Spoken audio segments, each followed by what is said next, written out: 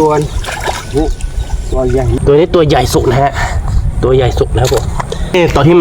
นี่ยังไม่สุกก้อนมีนะทุกคนเยอะมากฮะน้ำจิ้มของผมเต็มค่ะใหญ่ๆเผ็ดๆแซ่บๆเลยนะคะนี่ชิ้นใหญ่ๆนะทุกคนคือมันเผ็ดแบบว่ามือสั่งเลยทุกคนสวัสดีครับ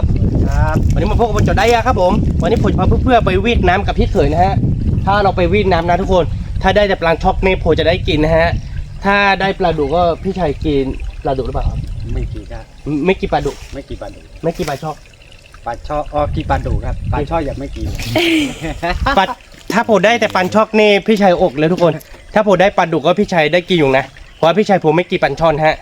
เป็นคนแพ้ปลาช่อนฮะพอกินแล้วก็ช่างแง่ๆทุกคนคือเราดูกันว่าวันนี้เราจะได้ปลาดุกหรือเปล่าปลานีหรือเปล่านะฮะมันจะมีปลาหลายบ้านครับผมที่แน่ๆคือถ้ามีปลาช่อนนี่ผมได้กินแน่นอนนะครับ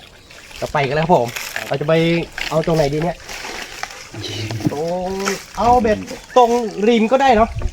น่าจะมีปลาอยู่นะทุกคนแต่ตรงริมเนี่ยมันไม่มีผักตบชวังนะถ้า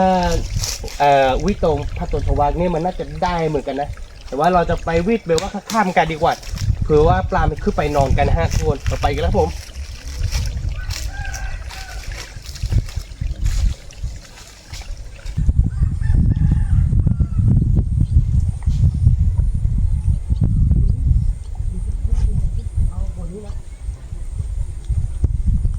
มีปลาเยอะ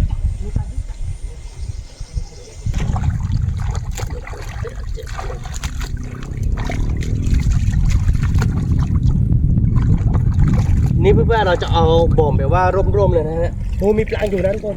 แต่ว่าไม่รู้ว่ามันมีกี่ตัวนะตอนมีอยู่นะ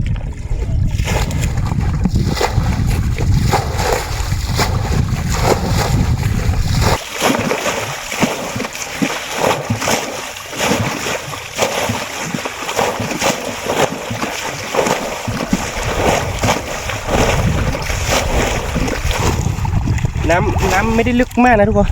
เป็นน้ำตึมฮะแต่ก็ตึมก็ไม่ได้ตึมมากนะลำตัวใหญ่ไม่มีนะทุกคนโอ้ทุกคนมาแล้วทุกคนจับไม่ทันเลย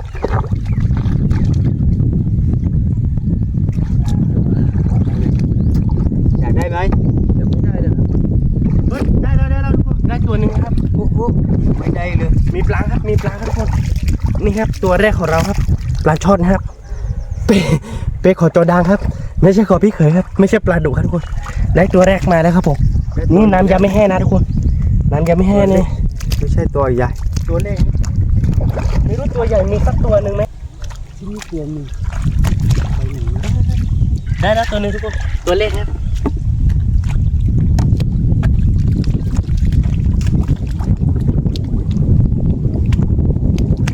ไม่ได้สักตัวเลย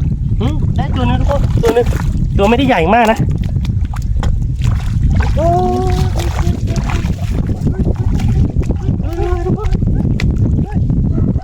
นี่ทุกคนตัวใหญ่ครับนี่ทุกคนตัวใหญ่นะครับตัวใหญ่อยู่ครับเอ้ยตัวนี้ตัวนึงได้แล้วสองตัวเลยทุกคนดูสองตัวนะโอ้ปลาเยอะเหมือนกันนะทุกคนนี่นะตัวนึงตัวเล็กไปแล้ว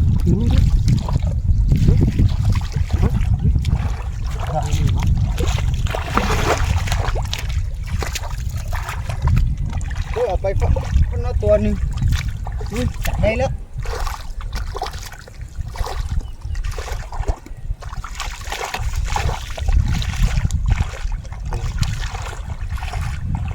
ทุกคนตัวใหญ่มากว้าวตัวใหญ่ครับตัวใหญ่ทุกคนได้ตัวใหญ่ตัวนึงครับตัวใหญ่มากนี่ทุกคนตัวใหญ่มากนี่แล้วตัวเล็กตัวนึง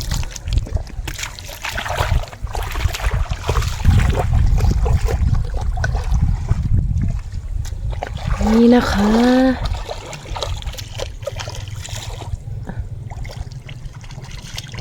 เฮ้ย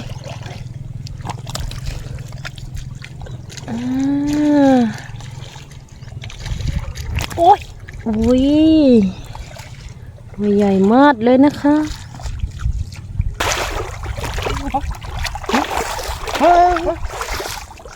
ได้ตัวนึงได้ตัวนึงตัวไม่ได้ใหญ่มากนะ ได้แล้วตัวหนึง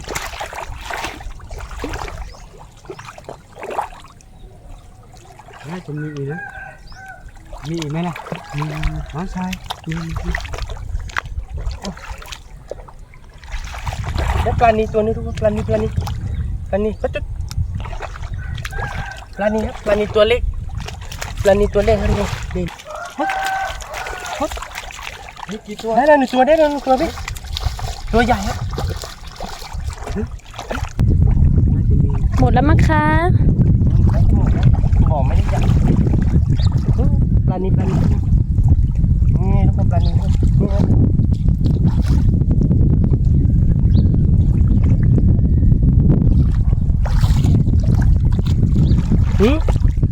ทุกคนตัวนี้เมานะครับเมานะครับผมเมานะ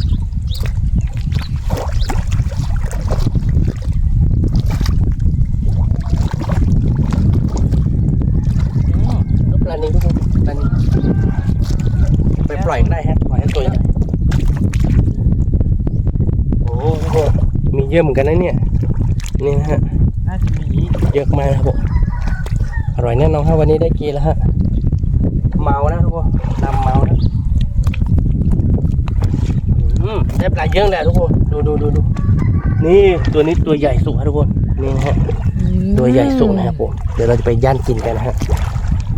ตัวใหญ่สุดเลย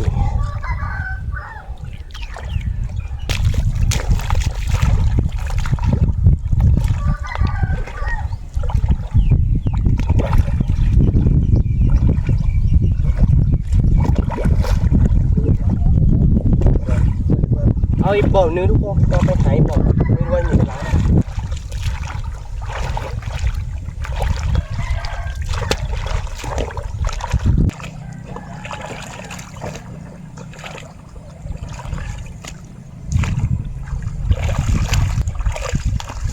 ก็ขาดกักน้ำเดี๋ยวเราจะปล่อยน้ำลงตรงนี้ด้วย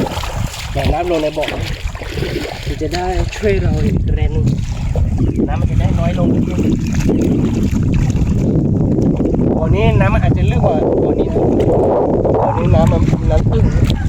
บ่อนี้น้ำลึกเดี๋ยวปล่อยน้ำลงแล้วก็ปิดแล้วก็เอาน้ำออกไปนี่ทุกคนตอนนี้ปล่อยน้ำเท่ากันแล้วนะฮะต้องวิ่งน้ำออกบ่อนี้ไม่รู้ว่าจะมียืดเหมือนบ่อเมื่อกี้หรือเปล่านะทุกคนเพราะมันไม่ได้อยู่ข้างๆนะฮะถ้าอยู่ข้างๆคือปลามันจะขึ้นมาก็จะกลางคืนนะฮะแล้วเราจะลองดูว่าบ่อนี้มีไหมมันมีแน่นอนอยู่แล้วทุกคนแต่อาจจะเป็นปลาตัวเล็กหรือว่าปลาตัวใหญ่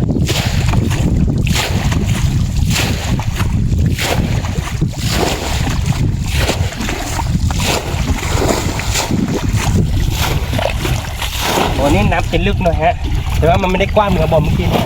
บ่อเมื่อกี้มันจะกว้างกว่าแต่ว่าน้ำมันตื้น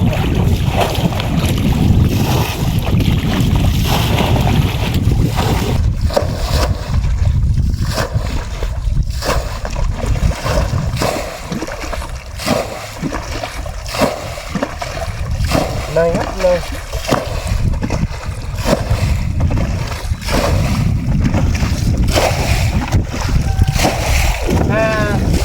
เรามีเครื่องสูบน้ำนะทุกคน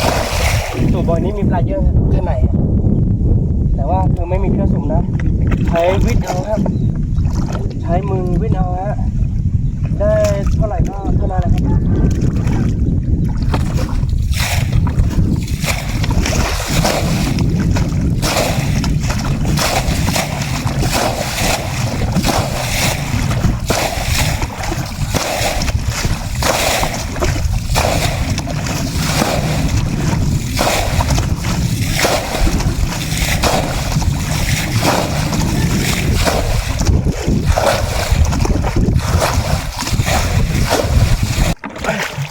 มาใครจะให้เราดูเฮ้ยปลานี้ โอ้ ปลาเยอะมากครับไม่รู้มันปลาช่อนหรือเปล่าทุกคนบ่อนี้อาจจะมีปลาช่อนก็ได้โอ้หอยขมเยอะมากทุกคนหอยขมเยอะมากนะครับโอ้ต้องใช้สวิงมาช้อนนะทุกคนต้องเอาสวิงมาช้อนมีปลาเยอะทุกคนปลาตัวเล็กเยอะมาก ถ้าให้เมาน้ำก็ได้ทุกคนถ้าแบบนี้ โอ้ ต้องเมาครับ โอ้ เฮ้ยนะอันนี้ โมทุกคนมันมีตัวนี้ตัวใหญ่เยอะเลยนี่ครับนี่โอ้โหทีนี้ได้แล้วทุกคนนี่นี่ครับ ปลานี้ ได้แล้วตัวเล็กครับโอ้ทุกคนปลานี้เยอะมากครับ อืมใครยกมาเลย นี่ทุกคนปลานี้ โอ้ดูนะคะปลาตัวเล็กเยอะมากเลยโอ้ได้แล้ว2 ตัวนี่ปันนีตัวเล็กค่ะ นี่ทุกคนได้หลายตัวนะ ม โอ้ทุกคนมีป เป็ ลาน นี้ ไง เยอะ ล่ะ เราจะจับปลาตัวเล็กนี่ทุกคนโอ้โหดู โอ้ เยอะนะฮะเดี๋ยวเราจะจับตรงนี้นะทุกคน อืม โอ้เอาไหมปลาตัวเล็ก เอาค่ะ ปลา หอม ซิว หมดกินค่ะ อร่อยนะคะ โอ้ใช่ หอมหมดอร่อยนะคะ ปลาตัวเล็กเนี่ย โอ้ทุกคนปลาตัวเล็กเยอะนะโอ้ปลาช่องเหรอ อืม รู้สึกว่าเห็นว่าเมื่อกี้ อืมอืมจะว่ามาดักเวนเหรอ ขึ้นมาเลย ยี่โอ้โหเจอปลาตัวใหญ่ตัวหนึ่งฮะฮะฮะฮะฮะโอ้ โอ้แต่ปลานี่ไม่ธรรมดานะทุกคนดู อืม เก่งเหมือนกันนะเนี่ย ตัวใหญ่กว่าตัวดานะเนี่ย จับได้ตัวนึงเนี่ยโชงตัวนี้เลยทุกคน โอ้ สวิมมาแล้วครับทุกคนเราดูกันนะครับว่าจะได้ปลาตัวเล็กเยอะไหมครับ น่าจะได้เยอะกว่า แล้วก็บอกว่าปลาตัวเล็กมีเยอะมากทุกคน ดูเยอะ ชอบแบบนี้น่าจะได้เยอะเลยแหละทุกคนดู ได้อีกแล้วตัวหนึงได้อีกแล้วตัวหนึงมีหลายตัวมีหลายทาง อืม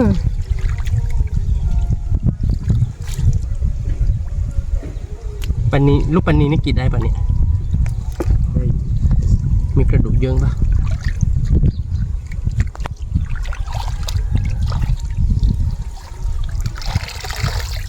ได้เยอะเลยโหนปลาตัวเล็กเยอะมาก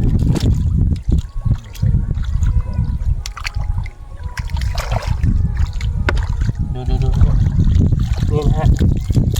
มีเยอะจริงๆครับทุกคนนี่ฮะปลาตัวเล็กเยอะมาก ตอนนี้คือปลาตัวเล็กเมาแล้วทุกคน นี่นะฮะเยอะมากแล้ว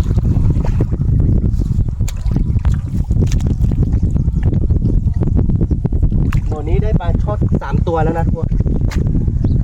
นี่ฮะนี่ครับผมปลาช่อนครับแล้วก็ตัวใหญ่ตัวหนึ่งครับทุกคน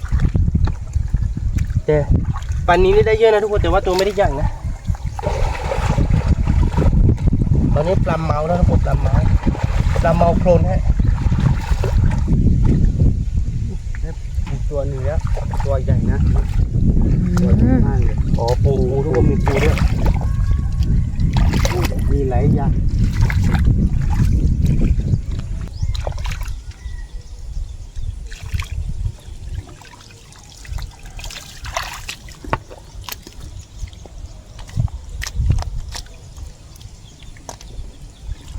บ่อยโอ้ยาได้ได้แหละ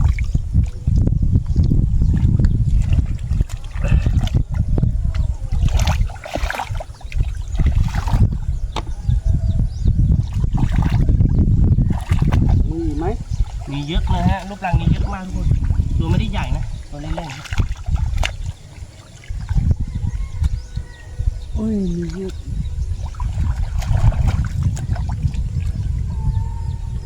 ได้อีกแล้ว2 ตัวนี่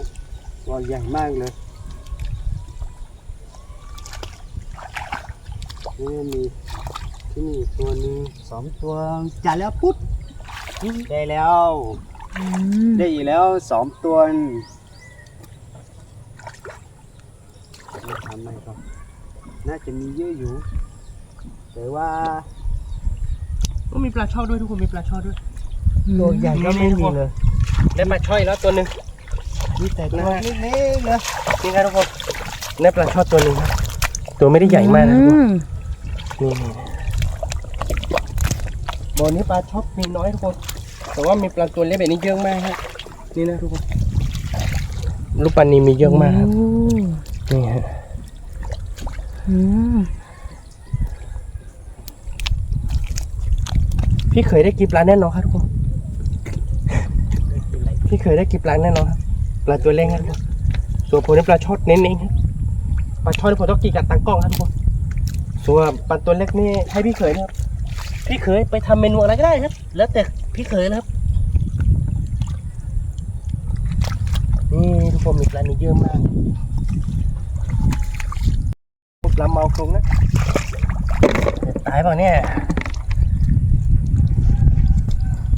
ตัวเล็กจัดทุกคนปลาตัว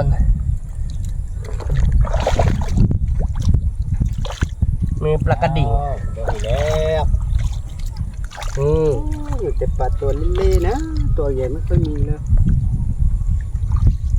แต่ว่าอยู่ในน้ำลึก นี่ทุกคนถ้าแบบว่าถ้าค่าแบบนี้มันมีปลานิลตัวเล็กๆแบบนี้ใช่ไหมฮะมีปลานิลตัวเล็กๆแบบนี้คือตรงกลางนี่มันน่าจะมีปลานิลตัวใหญ่นะแต่ว่าคือเราวิ่งไม่ไหวฮะมันเป็นนังเรื่องฮะทุกคนเราหาข้ามก่อนนะฮะถ้ามีเพื่อสูบน้ำนี่มาสูบน้ำเนี่ยโอ้โหสุดยอด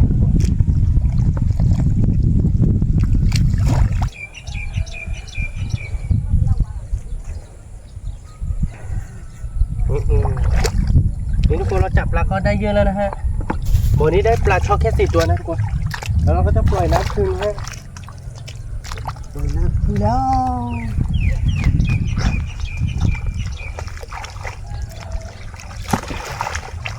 ปล่อย2 ภาพเลยทุกคนโอ้ปลาซิวเยอะมากทุกคน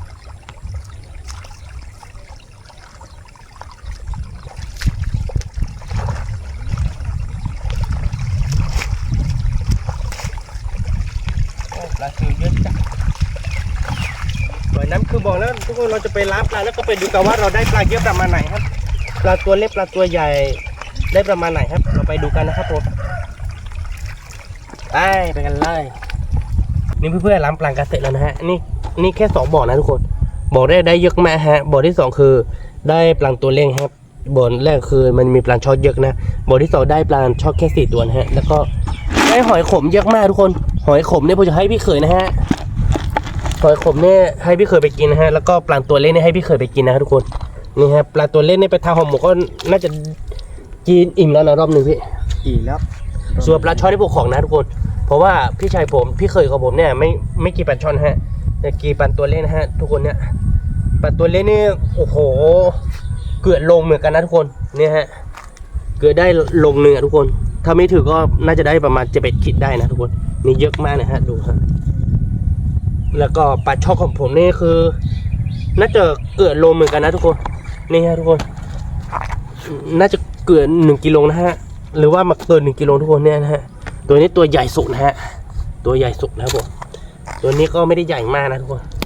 นี่เดี๋ยวเราจะไปย่างกินกันทุกคนพี่ไม่กินปลาช่อนใช่ไหมพี่ ไม่กี่ครับ ไม่กินปลาช่อนพี่กินปลาตัวเล็กกับหอยนะ กี่เก็บปลาตัวเล่หอย ส่วนผมเนี่ยจะย่างปลาช่อนกินนะทุกคนเราไปย่างกินกัน สุกๆใหม่ๆเลย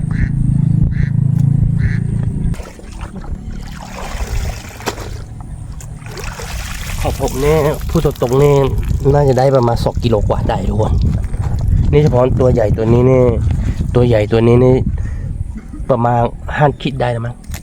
นี่เยอะมากครับเราไปย่างกินกันนะครับปลาตัวใหญ่มากเราจะย่างกินกันแบบว่าอร่อยๆนะทุกคนทานน้ำจิ้มแบบว่าแซ่บๆเลยนะครับเราย่างตัวใหญ่ก่อนไหมครับตะกอกตัวใหญ่ก่อนเลยเนาะตัวใหญ่มาแล้วทุกคนแต่ว่าตะแกรงของเรามันเล็กเกินไปทุกคน มันไม่ได้ใหญ่ครับไม่เป็นไรเนาะพยายามทีละ2-3 ตัวก็ได้ดูทุกคนอร่อยแน่นอนครับลองเจนกันนะครับผมเดี๋ยวผมจะทานน้ำจิ้มแซ่บๆให้เพื่อนกินนะฮะแล้วก็ผมจะกินกับตังก้องของผมครับตากล้องนี่ตอนนี้โอ้โหได้กลิ่นปลาย่างนี่น้ำลายเยอะแล้วทุกคนถ้าแบบว่าเห็นน้ำจิ้มนี่โอจะขนาดไหนครับกันนะครับผมเกิดจะเต็มโคตรนะทุกคนเนี่ยเยอะมากนะครับผมประมาณ50 เมตรได้ฮะหรือว่าอาจจะเกินกว่านะฮะเดี๋ยวผมจะตำให้ละเอียดนะฮะย่าไปด้วยตาไปด้วยทุกคนครับทุกคนระหว่างที่ผมทำน้ำจิ้มก็คือตัวใหญ่สุกแล้วนะครับโอ้สุกเยอะมากทุกคนนู่นนี่ตัวนี้ก็สุกแล้วนะทุกคน สุกขออีกหน่อยนึงครับขออีกหน่อยนึงครับโอ้สุกใกล้จะหมดแล้วนะทุกคนโอ้สุดยอดเลย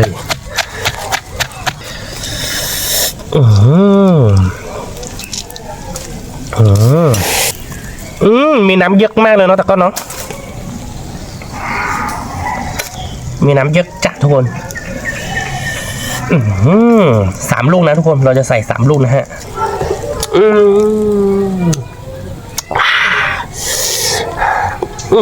อร่อยมากทุกคนอร่อยจริงๆครับผมไม่ได้โกหกนะฮะดูจากหน้าต่างก็เพื่อนๆก็น่าจะรู้นะฮะมาครับเพื่อนๆตอนนี้คือปลาของผมสุกแล้วนะทุกคนนี่เยอะมากฮะจดตัวนี้สายลงฮะทุกคนนี่ตอนที่นี่ยังไม่สุกก้อนมีนะทุกคนเยอะมากฮะน้ำจิ้มของผมเต็มถ้วยเลยวันนี้นะฮะมากินด้วยกันครับเพื่อนๆผมจะลองชิมแบบว่าตัวไม่ได้ใหญ่เกินไปนะทุกคนนี่ทุกคนเป็ดตุดตัวนะฮะผมจะลองชิมก่อนนะฮะ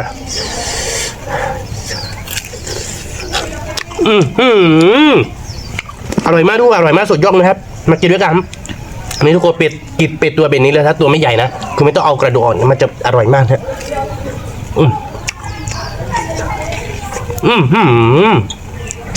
แต่กว่านี้ปลูกเองนะทุกคน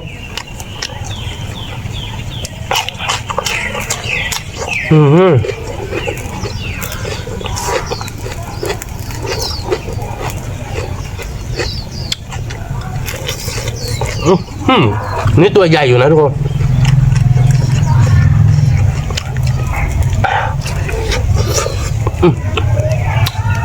เพื่อมากินด้วยกันแซ่บมากแต่ว่ามันเผ็ดมากอร่อยมากทุกคนแซ่บเปรี้ยวจัดครับมาเพื่อนมากินด้วยกัน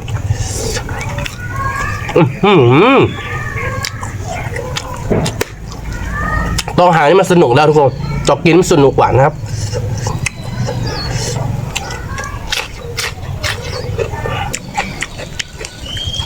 คุณจักรก็มากินด้วยกันครับน้ำลายเยี่ยมหมดแล้วทุกคนนะมากินด้วยกัน สวัสดีค่ะกินปลาด้วยกันค่ะโอ้ตัวนี้ไซโลเลยค่ะแต่ก็เอาสายลงเลยทุกคนโอ้โหดู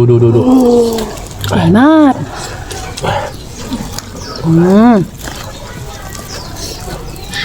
ผมก็กินไปด้วยย่าไปด้วยทุกคนมีเยอะมากครับมีเยอะมากทุกคนชิ้นใหญ่ๆคำใหญ่ๆเลยนะคะผมต้องย่างปลาด้วยทุกคนกินแบบร้อนๆนะฮะที่ย้ำเสร็จก็มีฮะขอลองชิมแบบว่าสายลงบ้างนะครับทุกคนสายลงนะฮะทุกคนอร่อยมากโอ้ทุกคนจิ้นนี่แต่ก็ใส่น้ำจิ้มในถ้วยเลยส่วนผมนี่จะเอาถ้วยใบนี้นะทุกคนเยอะจัดนะฮะ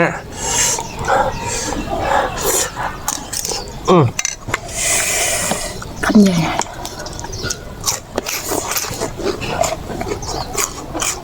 อร่อยมากคุณชิ้นใหญ่ๆเลยนะคะคันเนี้ยโอ้โหเต็มปากเต็มคำเลยทุกคนผัดนะคะนี่พอกินตัวเล็กนะทุกคนกินเป็นตัวนะฮะ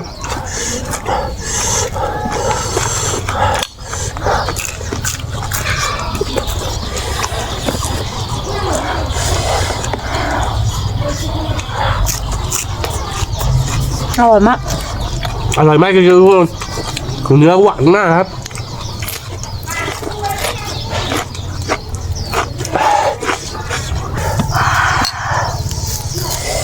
จิ้มค่ะโอ้ร้อนเธอได้กินไหมกินแล้วค่ะโอ้น้ำจิ้มขนาดนังเลยโอ้โห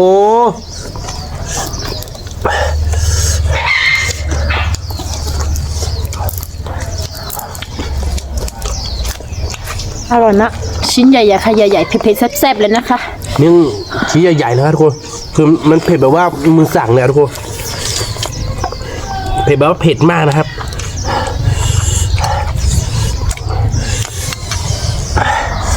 ชิ้นใหญ่ๆนะครับ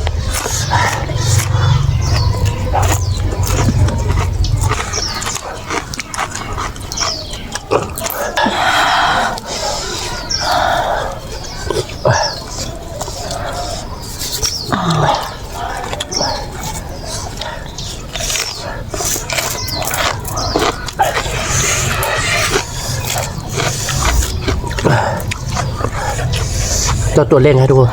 กินเป็นตัวเลยครับ เดี๋ยวแต่ก้าน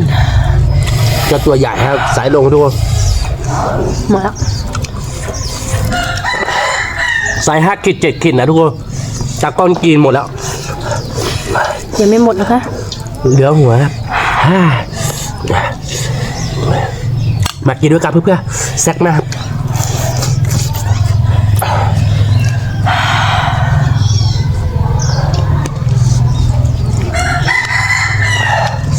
เปรี้ยวเผ็ดแซ่บเลยค่ะอร่อยมากคำใหญ่ๆเลยค่ะ เนื้อหวานมากทุกคนหวานมาก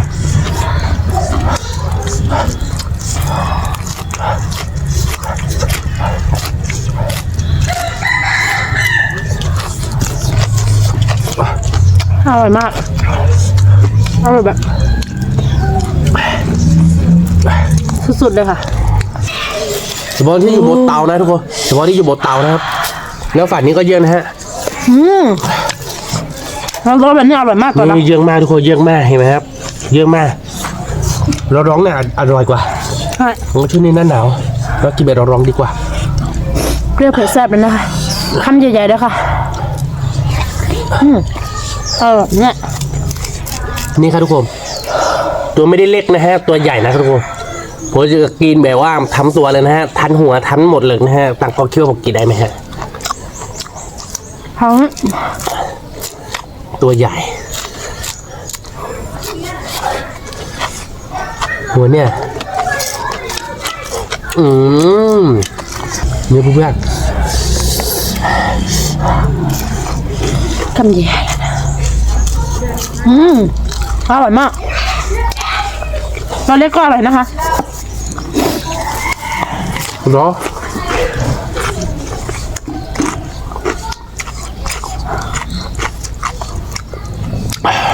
เราลองเผ็ดๆแซ่บๆทุกคนมากินด้วยกันมาเพื่อนไม่ต้องเกรงใจ เพื่อคนไหนชอบเผ็ดแซ่บมากินกับเราได้ค่ะ ใช่ครับ หาจอได้นะคะ เดี๋ยวเราจะพาไปหานะทุกคนช่วงนี้กำลังเยอะอยู่นะฮะ คำใหญ่ๆเผ็ดๆแซ่บๆเปรี้ยวเผ็ดแซ่บเลยค่ะ ช่วงนั้นหนาวปลายเยอะอยู่นะทุกคนเพราะว่ามันเป็นแบบว่าน้ำเพื่อจะให้ได้ไม่นานนี้ฮะโอ้มากินด้วยกัน เราสูตรน้ำด้วยค่ะ โอ้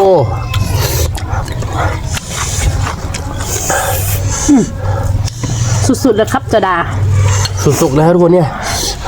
ความเผ็ดนี่ที่หนึ่งเลย ความเผ็ดความแซ่บนะคะยืนหนึ่งเลยค่ะเลยปะ เทน้ำจิ้มโรเบตนี้เลยทุกคน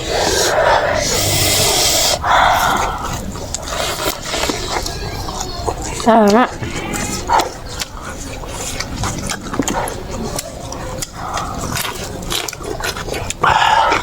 ร้องทุกคนเผ็ดๆร้องๆครับ คำใหญ่ๆโตๆเลยนะคะ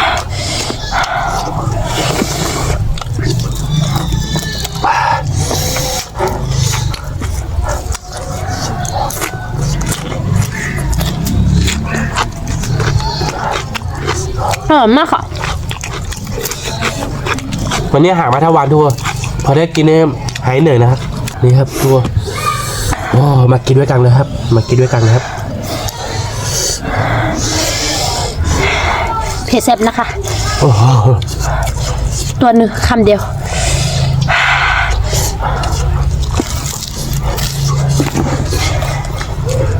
พอยกนิ้วให้เลยทุกคนผมนะผมถือว่าผมกินเผ็ดมากแล้วนะทุกคน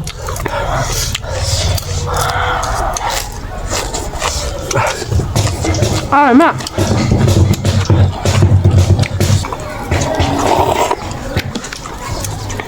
โอ้ทุกคนตัวนี้ เนื้อขาวมากทุกคนขาวมากครับอร่อยแน่นอนครับร้อนๆเลยทุกคน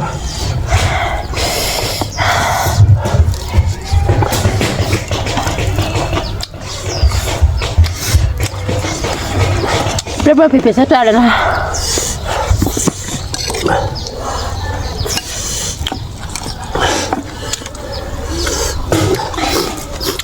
เปรี้ยวๆเผ็ดๆแซ่บๆร้อนๆครับทุกคน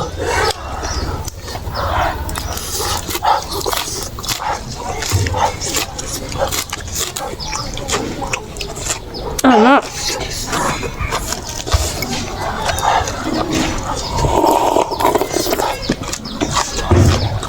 สุดยอด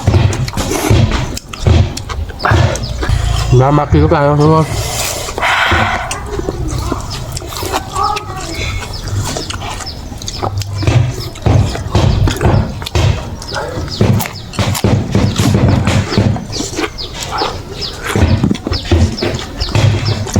ดูเพิ่งแรกดู อร่อย นี่ มาก เยอะจัดครับมือสามหมดแล้วครับผมมากินด้วยกันครับอัปปากเลยทุกคนผมให้กินนะฮะคำนี้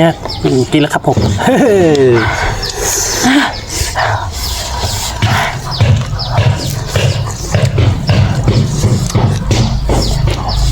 ตัวใหญ่จักครับร้องครับผมร้องเลยครับจับไปครับ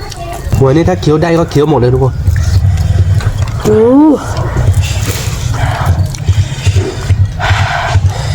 ร้อนๆเลยนะ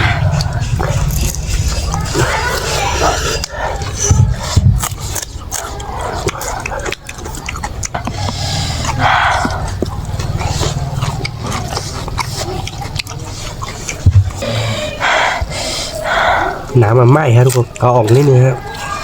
อร่อยมาก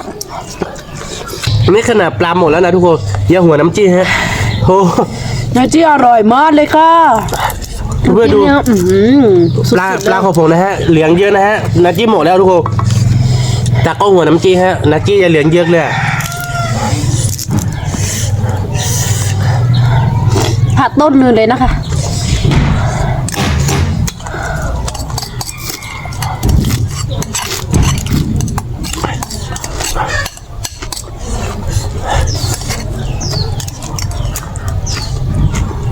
โอ้โห หัวมากอร่อยนะคะ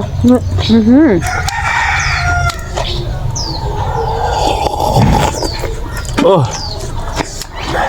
ดูไม่แบะหมดเลย